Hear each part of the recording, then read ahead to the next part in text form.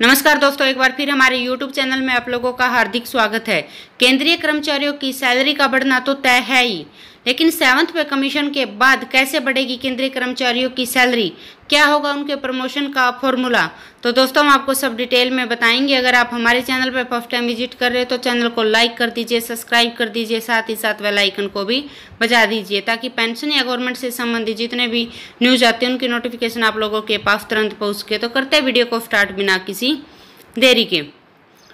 केंद्रीय कर्मचारियों के लिए अच्छी खबर आ चुकी है। जुलाई में डीए बढ़ाया गया था। अब चर्चा शुरू हो गई है कि अगला वेतन आएगा या नहीं। अगर नहीं आएगा तो प्रमोशन का फॉर्मूला क्या होगा। दोस्तों, केंद्रीय कर्मचारियों के लिए लगातार अच्छी खबरें आ रही हैं। 7वें पे कमीशन के सिफारिश 2016 में लागू हुई थी और 5 साल बीत चुके हैं और केंद्रीय कर्मचारियों को लगातार इसका इजाफा मिल रहा है। लेकिन अब चर्चा ये है कि केंद्रीय कर्मचारियों की सैलरी तय करने के लिए क्या 8वें वेतन आयोग आएगा या फिर किसी दूसरे फॉर्मूले से सैलरी बढ़ाने पर विचार होगा। साल 2018 में सरकार की तरफ से इशारा किया गया था कि अब अगला पे कमीशन नहीं आएगा तो फिर सैलरी में बढ़ोतरी का पैमाना क्या होगा। 7वें पे आयोग में जो पे मैट्रिक्स बनाया गया है वह फिटमेंट फैक्टर पर बेस्ट है। नया वेतनमान आने के बाद ग्रास सैलरी में 14% का इजाफा होगा। अब केंद्रीय कर्मचारियों के मन में सवाल है कि सरकार का प्रमोशन देने और सैलरी बढ़ाने का फॉर्मूला क्या होगा, क्योंकि 7वें वेतन आयोग लागू होने के बाद सरकार ने इशारा किया है कि वह पे कमीशन की सिस्टम खत्म कर सकती है। हालांकि अभी तक इस बारे में कोई आधिकारिक ऐलान नहीं हुआ है। एक्सपर्ट भी मान रहे हैं कि पे कमीशन की व्यवस्था काफ़ी पहले से ही है, लेकिन यह जरूरी नहीं है कि सैलरी बढ़ने के लिए पे कमीशन का ही सहारा लिया जाए। सरकार इसके लिए अलग पैमाना भी अपना सकती है।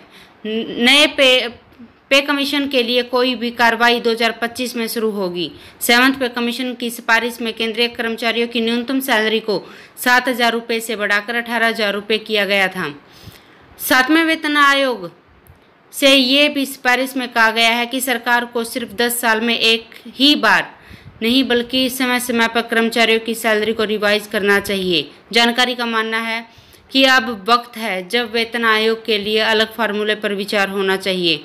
कॉस्ट ऑफ लिविंग लगातार बढ़ रही है, इसे ध्यान में रखते हुए हर साल कर्मचारियों की सैलरी में इजाफा करना ज़्यादा बेहतर है। तो अब चर्चा इस बात पे हो रही है कि जो कर्मचारियों की सैलरी बढ़ेगी वो किस फॉर्मूले पर बढ़ेगी, और जो नया फॉर्मूला आया है उस पर चर्चा चल रही है। केंद्रीय कर्मचारियों की सैलरी में इजाफे को लेकर जिस नए फॉर्मूले की चर्चा हो रही है वह है अस्क्योर्ड फॉर्मूला है। इस फॉर्मूले से कर्मचारियों की सैलरी को महंगाई, कॉस्ट ऑफ लिविंग, कर्मचारियों की प्रमोशन से जोड़ा गया है। इन सभी चीज़ों का आंकलन के बाद ही सैलरी में इजाफा होगा। इससे सभी वर्ग के कर्मचारियों को फायदा होता दिखेगा। हालांकि वित्त मंत्रालय के एक अधिकारी का कहना है कि सुझाव अच्छा है, लेकिन अभी तक ऐसे किसी फॉर्मूले पर विचार नहीं किया गया है। नए वेतन आयोग पर पे मैट्रिक के आधार पर सैलरी बनती है, पर पे मैट्रिक को फिटमेंट फैक्टर से जोड़ा गया है। तो शुरुआती लेवल के कर्मचारियों को 2.57 गुना फिटमेंट फैक्टर के आधार पर सैलरी बनती है।